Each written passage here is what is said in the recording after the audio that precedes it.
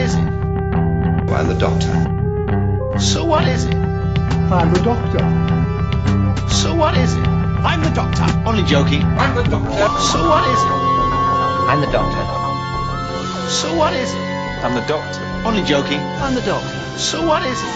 Small off-duty Czechoslovakian traffic warden. So what is it? I'm the Doctor. Only joking. I'm the Doctor. So what is it? I'm the Doctor.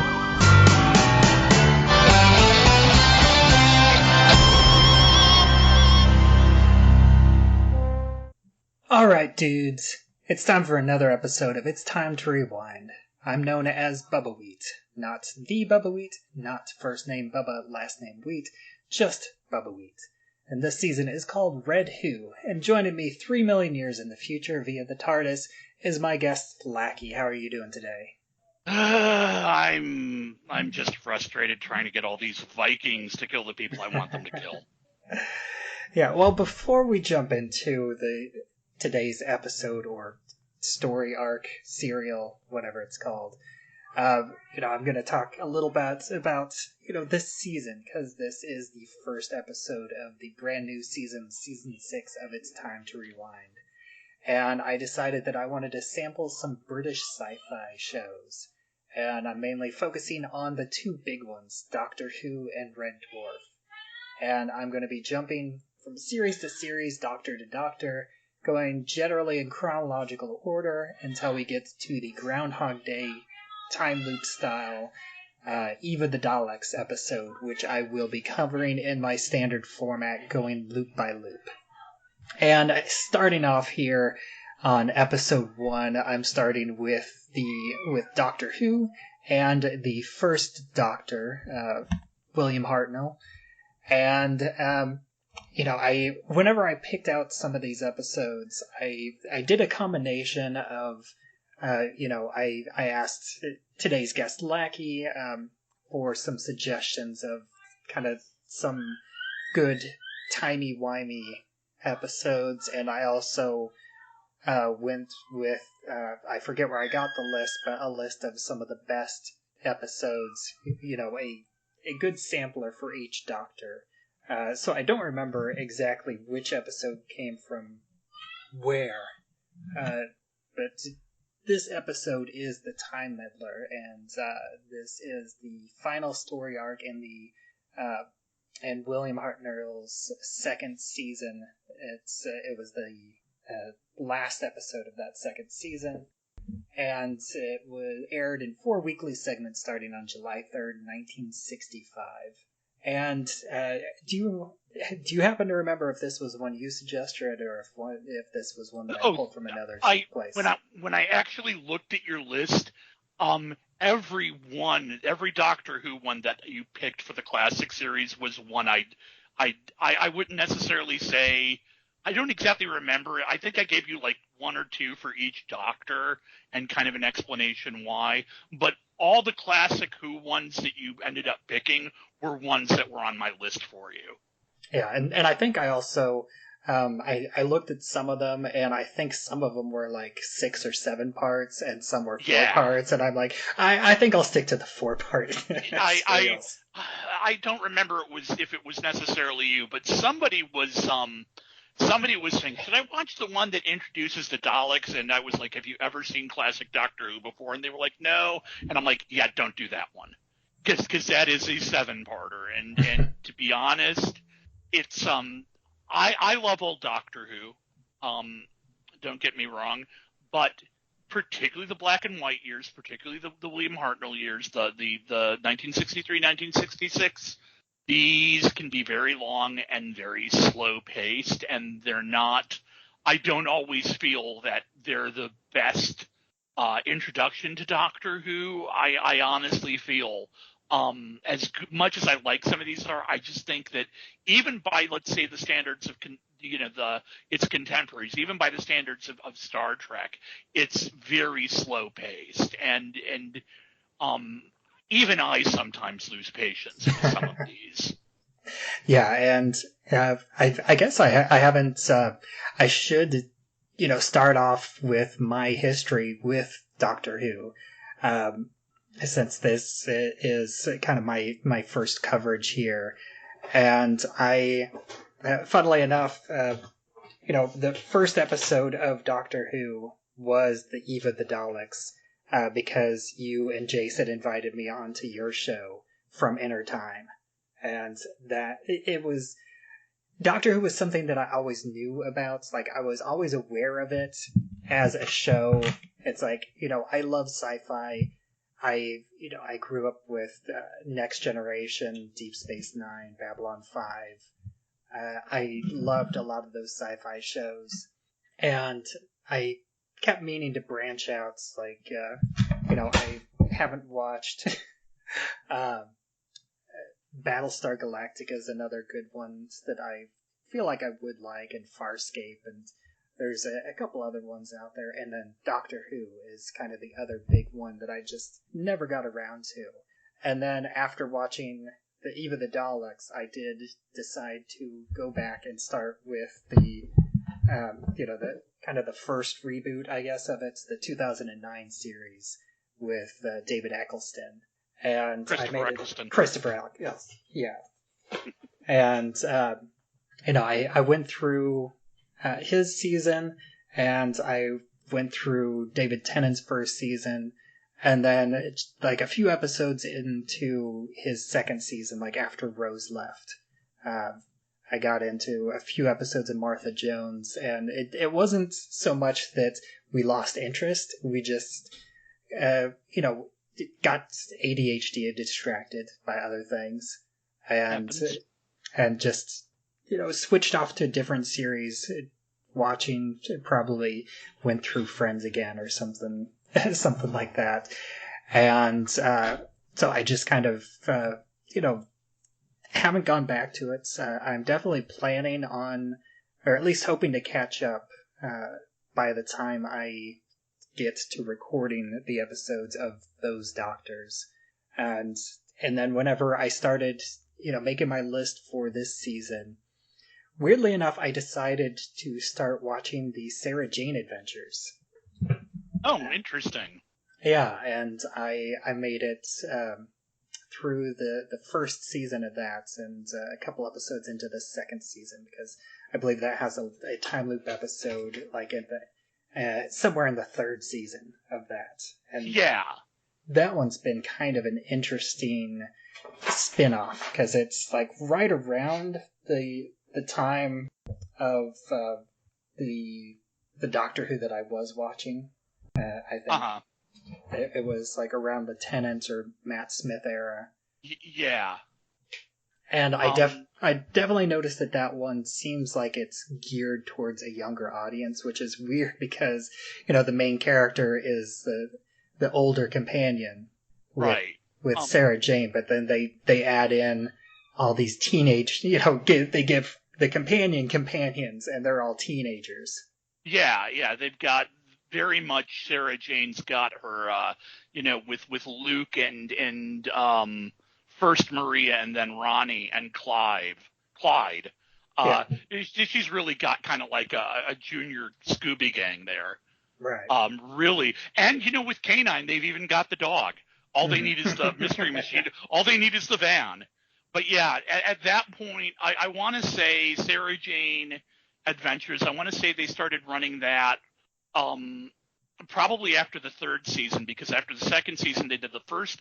It was an interesting sort of the way that they'd had it laid out, which is that they had Doctor Who, they had the parent show, they had Torchwood, which was the Captain Jack Harkness centered spin-off, which was more, that gets a lot of comparisons to like Angel and other kind of like supernatural, not so much X-Files, but more so supernatural type investigation shows. And that was a lot more, there's a lot more like, sex and mature themes in that. And then they did, when Elizabeth Sladen, who played Sarah Jane, when she came back for the school reunion episode in season 2, there was, that her return to the franchise was so well received that, they did Sarah Jane.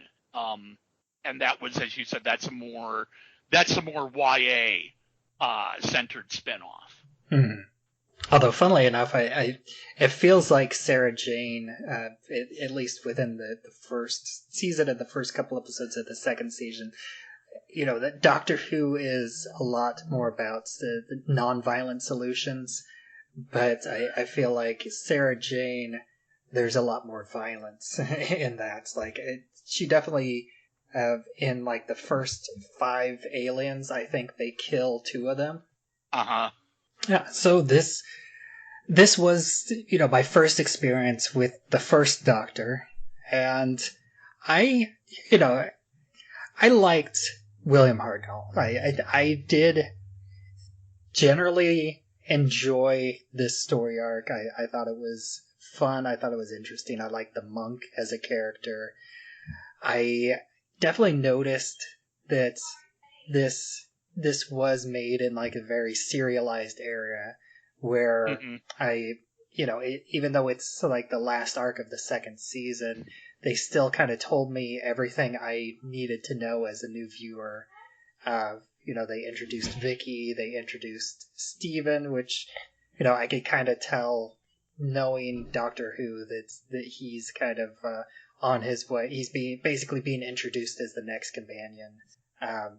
And, they explain what the TARDIS is. They talk about the fact that they're the chameleon.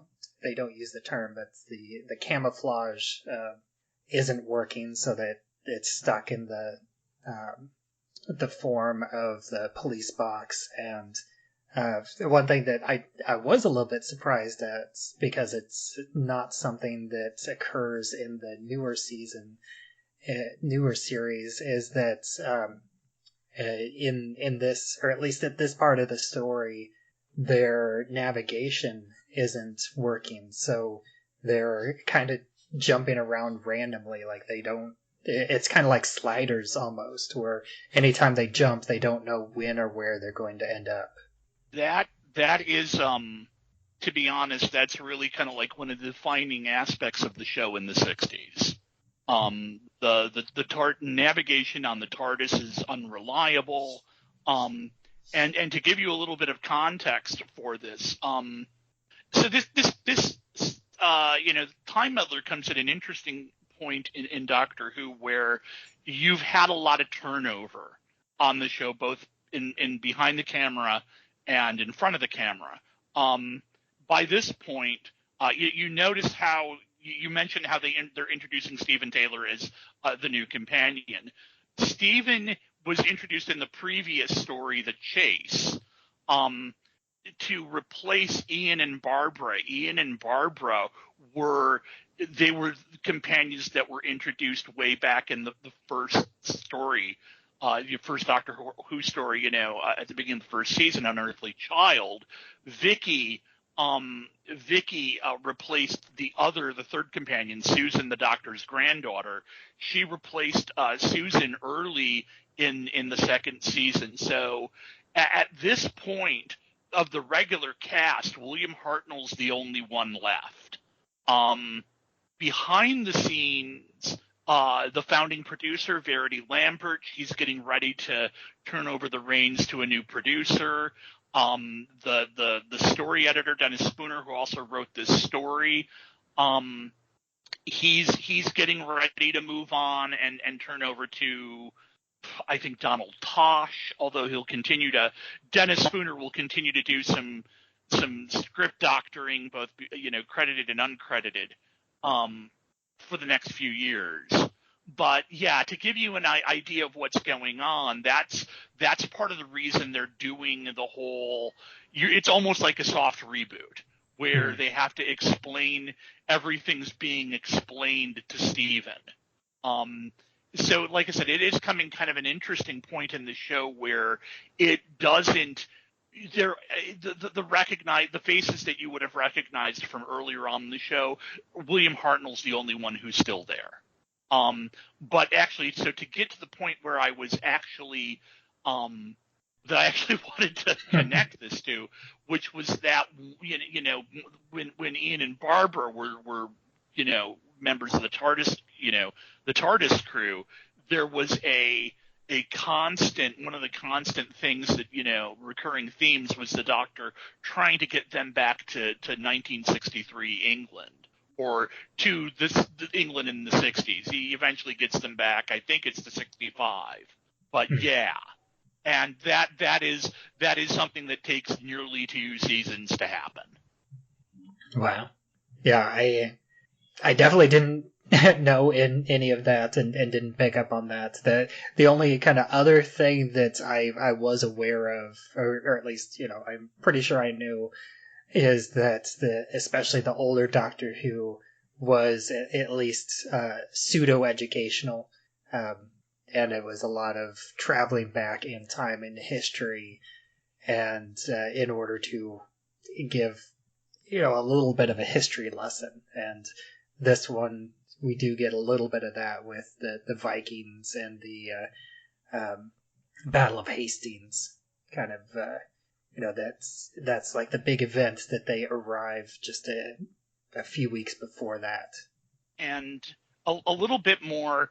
Here's another little monologue, and I'm going to start with the phrase, here's some context for that. Yeah. So the Doctor Who, part of Doctor Who's remit, when it was created, definitely was that the Sidney Newman, who was probably the person who most deserves the title of person who created Doctor Who, although like I said, there's a number of other people, like I mentioned, Verity Lambert, the original story editor, David Whitaker, Terry Nation, who created the Daleks, yada, yada, yada.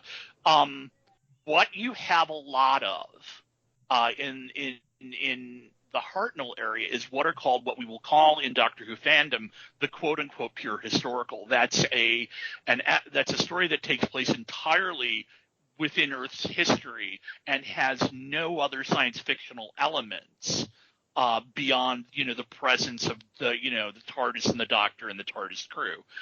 That is not something that you see really much of beyond like the 4th season of the original show. There's I think it's Black Orchid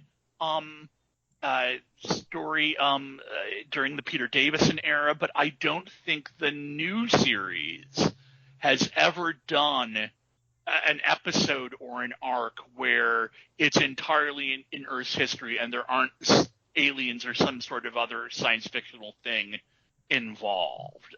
There's probably the closest is Rosa, which is the Rosa Parks episode from the Jodie Whittaker era, but even though that doesn't have any monsters in it, it does have another time traveler in it. So the Time Meddler is this is another phrase that we use a lot in Doctor Who fandom. This is the first of what we would call a pseudo-historical, which is a science fictional story that uses history as a backdrop. This is kind of like the typical structure of the or premise of a pseudo-historical is that there's the Doctor and the companions show up in Earth's history, and there's an alien there or a time traveler that's doing things, and they have to basically stop them from doing stuff that will change history.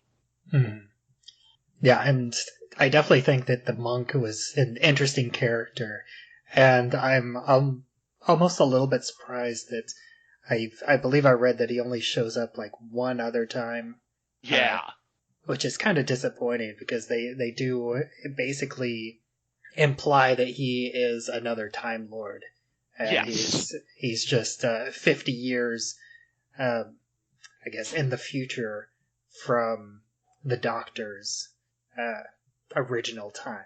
Right. So we don't use the phrase Time Lord hasn't been introduced yet. That won't be introduced till 69. Gallifrey, the planet named Gallifrey, I don't think that's mentioned until 73.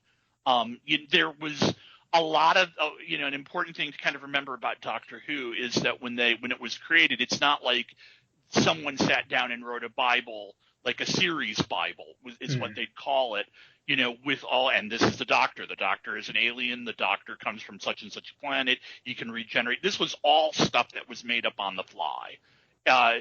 the original idea that the writers had for the Doctor was not even that he'd be an alien at all, that he and Susan were actually human fugitives from the far future, from some sort of post-apocalyptic or dystopian far future.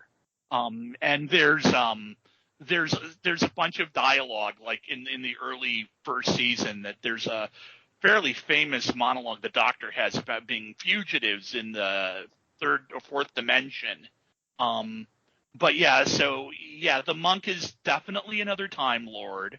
But again, it's not like we're using that terminology yet. But this is also the first time you meet another person of the Doctor's, another member of the Doctor's society. This is the first time you see a TARDIS that does not belong to the Doctor. The monk isn't. I think he's a very interesting character. He only shows up, as you say, once more. I want to say no. I guess he didn't. I want to say Peter Butterworth. I was always under the impression that Peter Butterworth, the actor who played the monk, had never returned, primarily because I had thought that he passed away before the idea of regeneration really caught on the show. But he passed away in 1979, so by that time, 1979 is, he only passed away really right towards the end of Tom Baker's tenure. So by that time, pretty much all of the Doctor Who, the Gallifreyan mythos had been established by that point. There was that one of the writers during the Stephen Moffat era had pitched an episode where they were going to bring the monk back, where he had the monk was in had to call the Doctor, get him out of a jam where he'd accidentally gone back to imperial, pre-revolutionary Russia and had accidentally played Rasputin, the Boney M. Rasputin song. And had driven Rasputin mad, and it was going to change history. And the actor that the writer had in mind when writing the monk was Matt Berry from What We Do in the Shadows and the IT Crowd, who I thought would have been a great monk. But yeah, so far we have not seen the monk again. Yeah, I definitely think that he was an interesting character. And also, I did more or less follow the serial format of the episodes. Like, I didn't binge all 4 parts back to back to back. I did give them each a day or two to breathe, which I think it's a better experience watching it that way.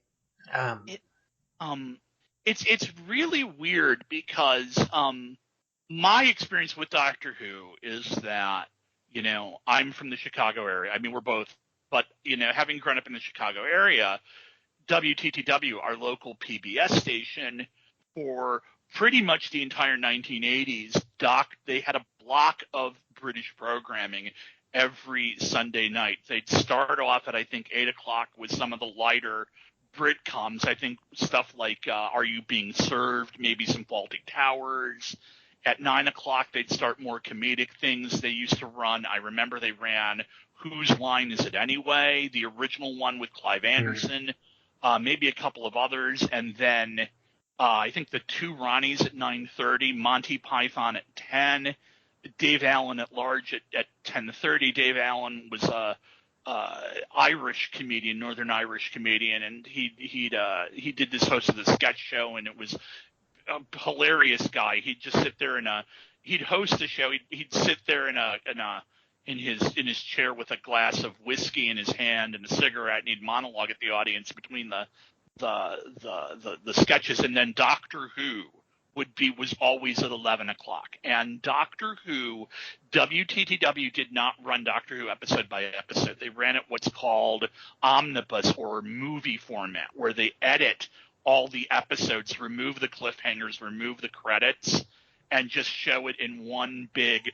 If it's a 4-parter, they'll show it in an hour and a half long block. If it's a 6 or a 7-parter, they'd split it up into they do 3 episodes one week, 3 episodes the next week, so it'd only be about 70 minutes, but you didn't get the cliffhangers.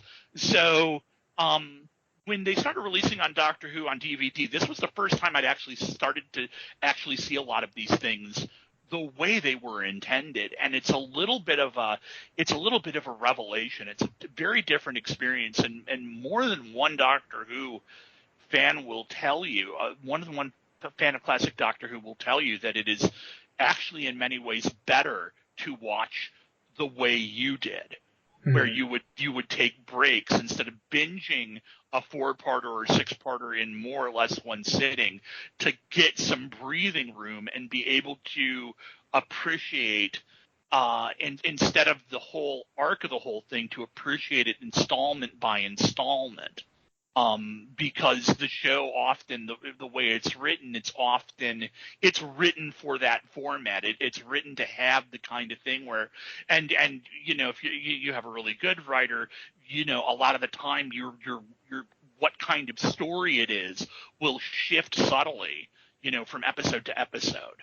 Yeah, and I think it's interesting, like in terms of like television culture, even though that in the streaming era, we are kind of in the binge mode where series are intended to be watched episode after episode. I feel like a lot of shows have actually brought back the cliffhanger, but instead of, a cliffhanger as in, oh, what's going to happen? Like, I have to wait until next week with this cliffhanger. It's more of a cliffhanger as in, this episode is over, but we want to hook you into watching the next episode right away. Uh-huh. And I think that's kind of an interesting where it's kind of gone full circle. Because I know, or at least I want to say, like, especially in the 90s and 2000s, I want to say that there didn't tend to be a whole lot of cliffhanger episodes, except, occasionally you'll get like a season-ending cliffhanger. My recollection of 90s TV was that they would do, like, I remember X-Files would do this. You would obviously end the season on a cliffhanger, but they generally, you'd get these 2-part episodes that would roughly come in about, there'd be one kind of near the end of the year. Again, assuming an American TV season will start in it's like the mid-season August. Finale. Is what Right, they would call your sort of sometimes. mid-season finale, and then you'd do another one that would be in spring, and you'd have those because those were like sweeps week. periods. Yeah. Those were the sweeps periods. Those were the times when Nielsen would do the polling of the families and determine the rating. So you'd put your big event episodes, like I said, the X-Files would always have like a big event episode. It would always be like about, I think, episode 11 or 12, and it would always be scheduled right before Christmas. Mm-hmm. So they could get the schedule cleared for all the Christmas specials and, other special episodes and holiday stuff. Yeah. And then as far as this series and especially William Hartnell, I did think, especially the first episode, it really felt like Doctor Who to me. Like I liked Hartnell's personality. He's a bit more blunt, I would say, in a lot of ways, and he's a little bit more no nonsense, and I do kind of appreciate that. And then I could kind of take or leave Vicky as kind of the wide-eyed, innocent companion that just, she's always like, we got to get back to the doctor, kind of thing. And then, I do think that Steven kind of balanced her out with his kind of headstrong, nature, and with him being kind of the audience surrogate to a certain extent, since this is really his, even though he was introduced in the Chase, this felt like his real first experience dealing with the Doctor and what the Doctor does, and him being new to time travel and initially not believing it, seeing the Viking helmet with the horns, and him being like, oh, it's just it could just be a costume, that doesn't prove anything. And then whenever they find the watch on the ground, he's like, see, this isn't time travel, there's a watch. And then him kind of slowly coming to grips with it and becoming more involved. And he was the one that did the very classic trick of whenever they go to the monastery looking for the doctor, and they're like, have you seen our companion? And the monk's like, no, and then he has to step away for a second, and then he comes back, and it's like, well, you remember what he looks like, right? And then the monk describes him, and then he goes back inside, and then the two of them and Vicky's like, oh, well, I guess he had... Wait a minute, we didn't describe him to him. And Steven's like, duh. Yeah. That's the whole point. Yeah. It's again, it's kind of interesting. Kind of like if you look at kind of like the development, a lot of what, in critical assessments of the Hartnell era that I've read, there's a lot of people who actually, study Doctor Who will basically say this is kind of the point. The Time Meddler is the point where this is where Doctor Who as we know it kind of pops into existence. It's really kind of like the initial kind of idea was that you kind of had the Doctor around. I mean, the show's named after him, but in many ways it's really more about it. Kind of in the beginning, it's almost really more about the companions. It was really more about like Susan and Ian and Barbara, where the three of them particularly had these roles to get the Doctor in and the crew involved in things, particularly Susan being a teenager about 15 or 16 years old.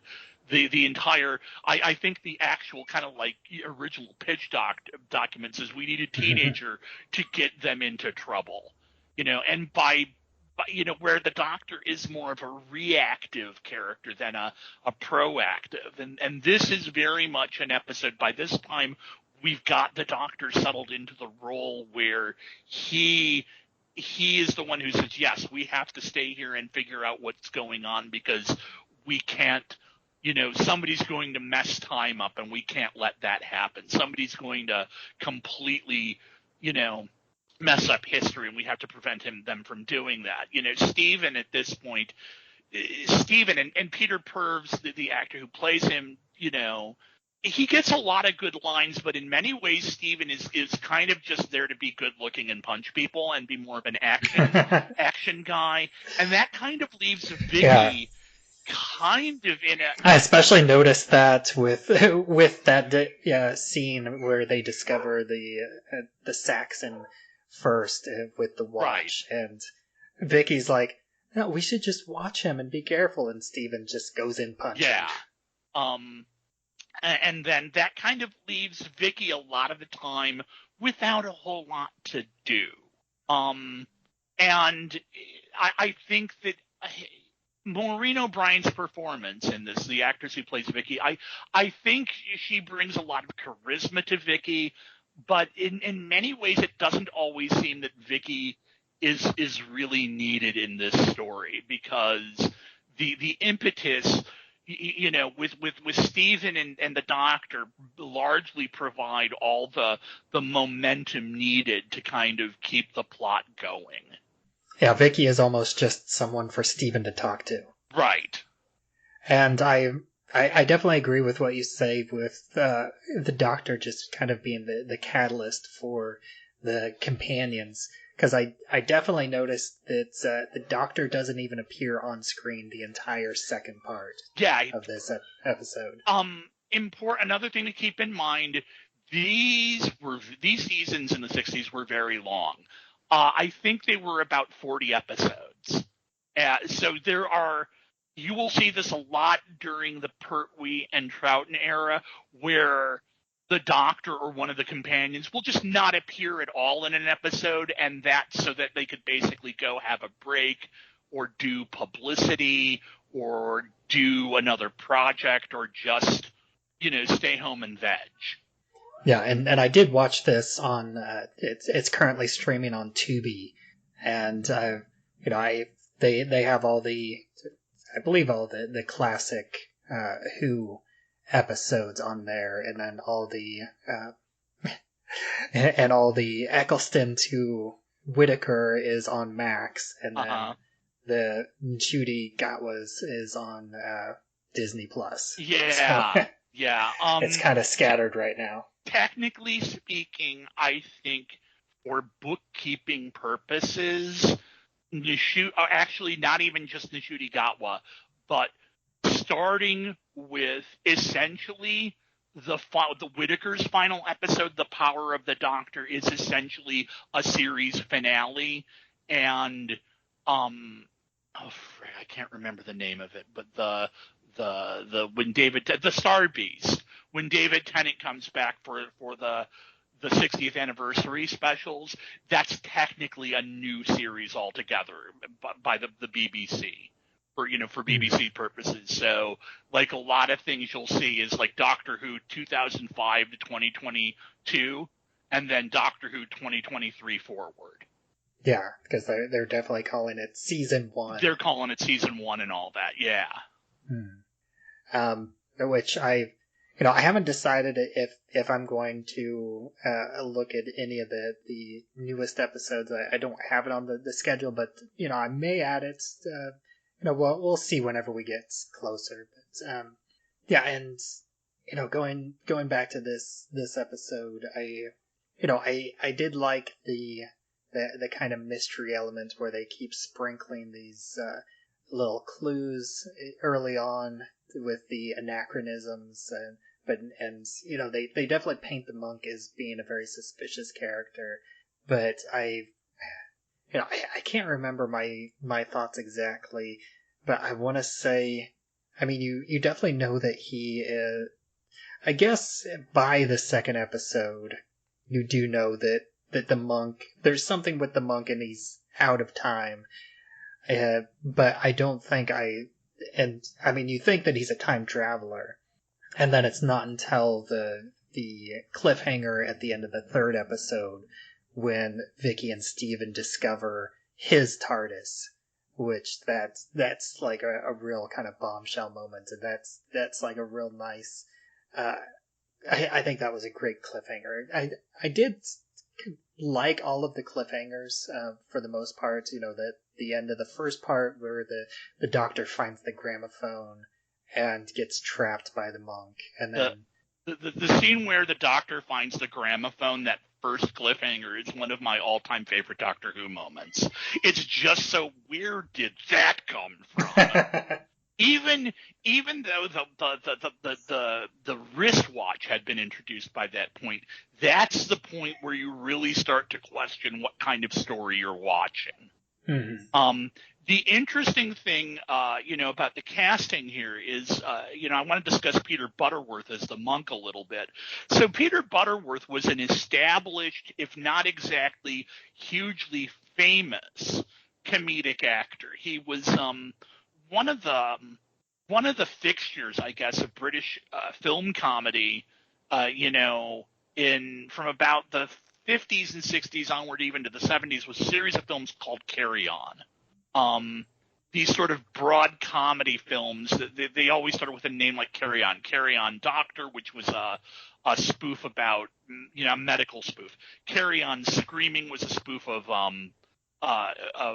horror movies. There was Carry On Cleo, which was a spoof of the big budget, Egyptian Cleopatra, the one with Elizabeth Taylor and Richard Burton, that kind of thing. Like I said, these very broad, not the sort of humor that you would get a lot of today. A lot of double entendres, maybe not quite as racy as Benny Hill, but pretty bawdy.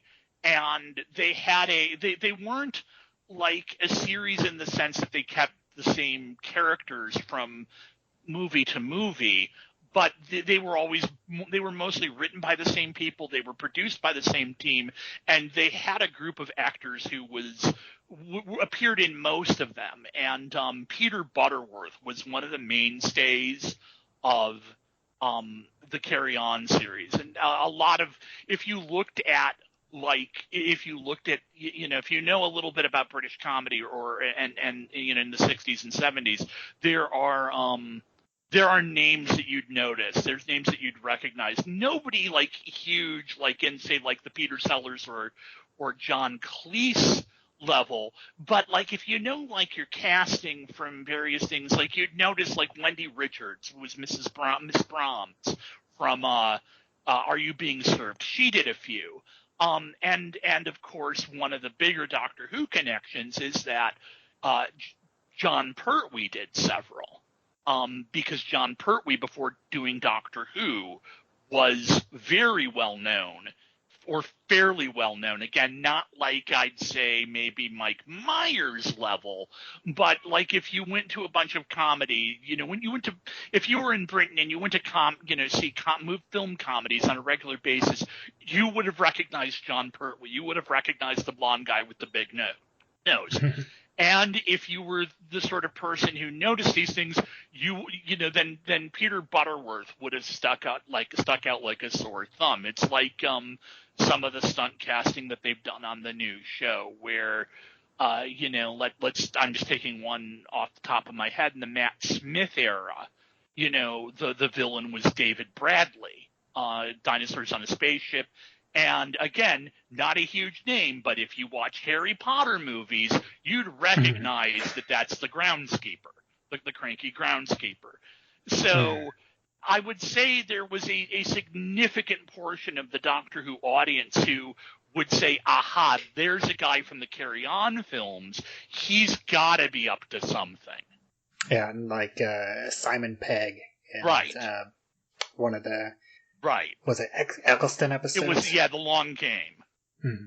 That was still kind of when that was before he got involved with Star Trek and became a lot more well known. When, Sean, I don't even think Hot Fuzz had come out by that point.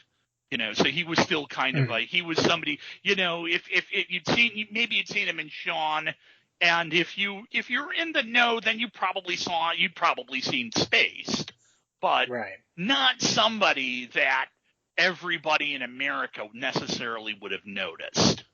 Exactly. And one thing that I wanted to circle back around on that you kind of touched on earlier, and you kind of triggered a memory that I had forgotten about. So whenever you were talking about PBS, because I did actually remember, I didn't see a lot, but most of the time, because whenever I was younger, we actually did have cable. But I've kind of, once in a while we would like visit my relatives and they didn't have cable and they had, antenna.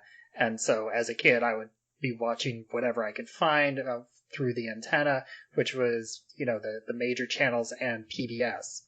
And so I do remember watching a couple Doctor Who episodes.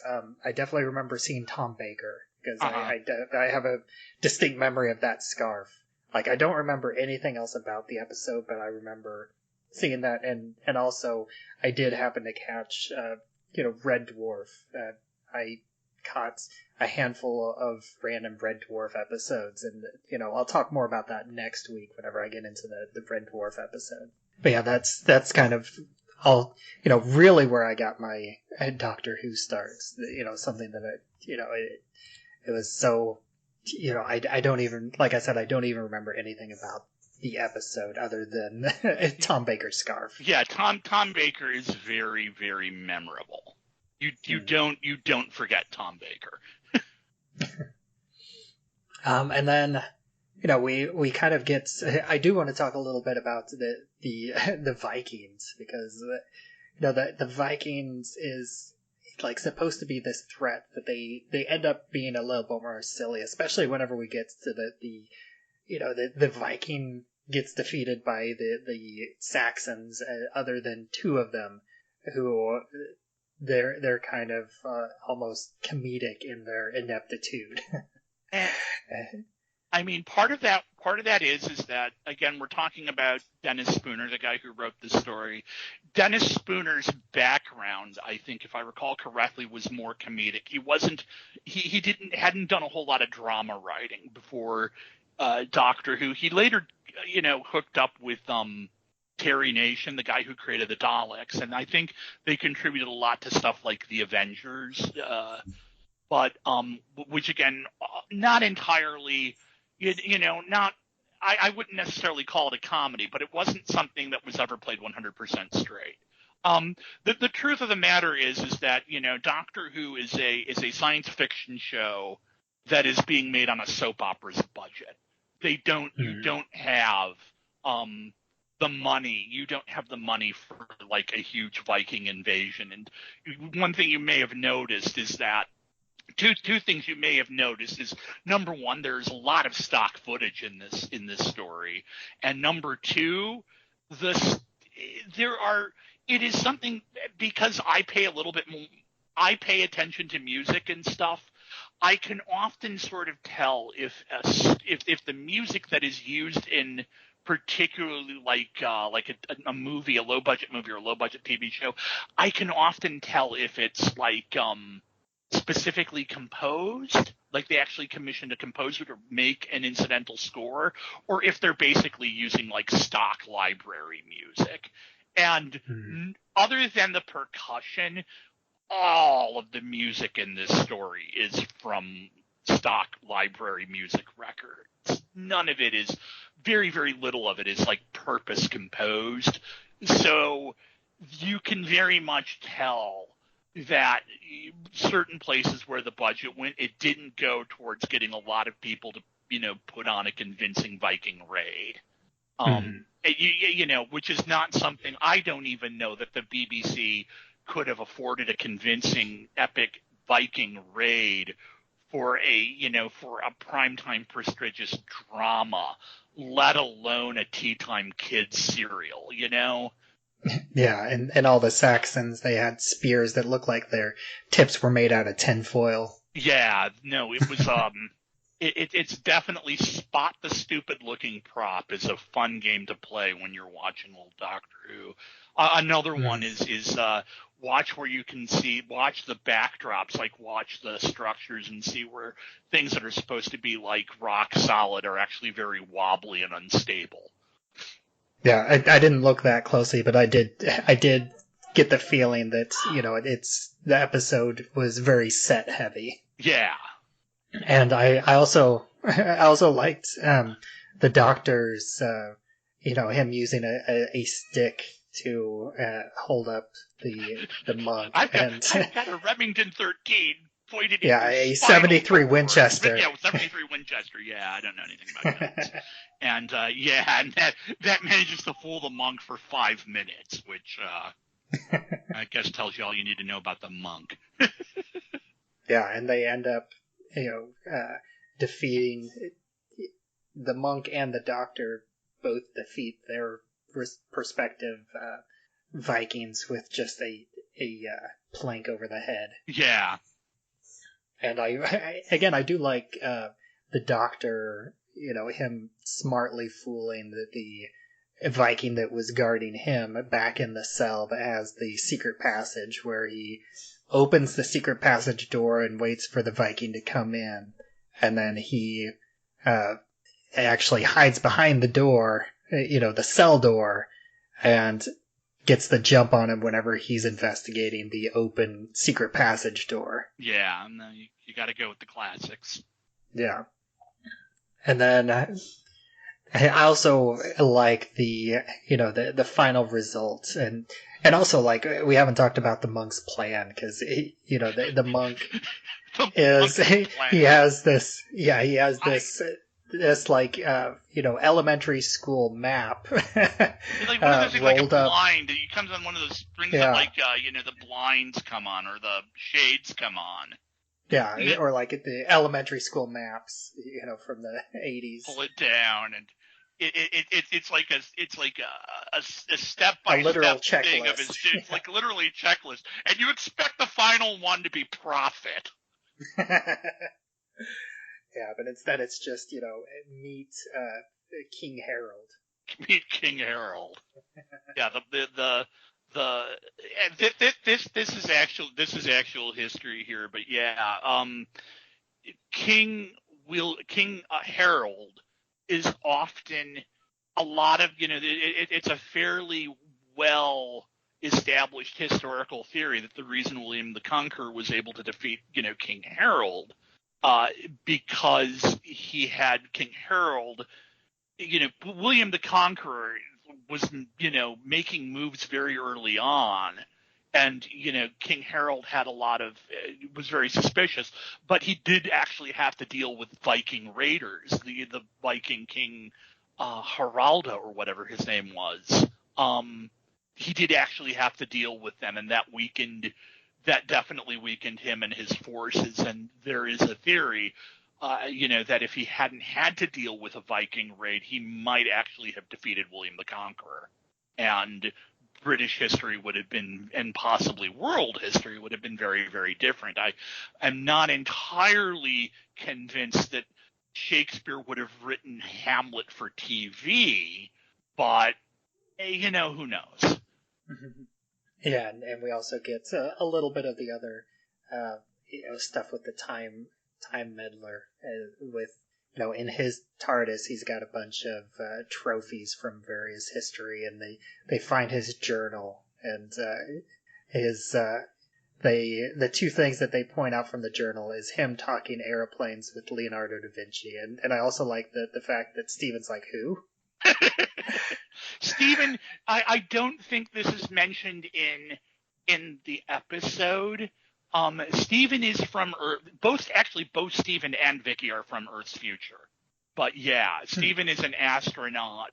If I recall correctly, he's introduced really in the final episode of The Chase as somebody who's a stranded astronaut at a ship, a space wreck somewhere, and had been almost like a Robinson Crusoe figure who had been on his own for so long, which explains his kind of unkempt appearance and his the way he holds that little stuffed panda.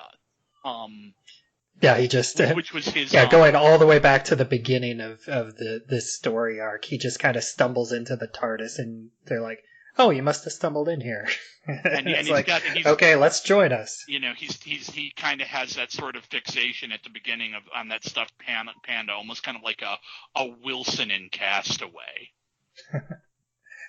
And then, once they and he has this like atomic laser, or these neutron bombs as they call them, that he's gonna blow up the Viking fleet with, and then the Doctor ends up just pulling a piece off of his TARDIS, and I think it's great because they kind of show him reaching in and getting shocked briefly, and then he has to tie the string to it, and it's again it is kind of the slower pace of this 60s show, where it feels like they take an entire 2 minutes of him like finding the string and tying it around the device that's attached to the wire, and then slowly leading the string out for them to walk out of the TARDIS, which it does make sense at the end, because you realize that he's taking out the dimensional control, and as soon as he removes that,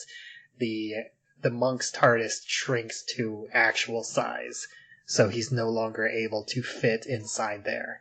And if he had taken it out with them inside of it, it would have crushed them. Yeah. And that final shot of the monk just looking in the door of his TARDIS, you see his face, filling the doorway, and he's like, I can't get in my TARDIS.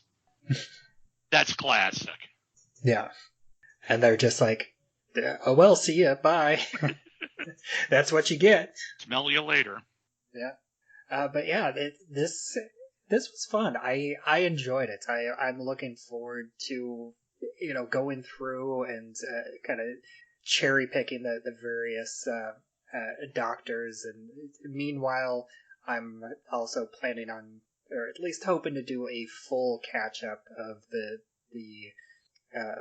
I don't even know what to call it now. The reboots, but new show. It's not the not the new show, but the first new show. Yeah, I don't even modern show. Yeah, I say classic, modern, new.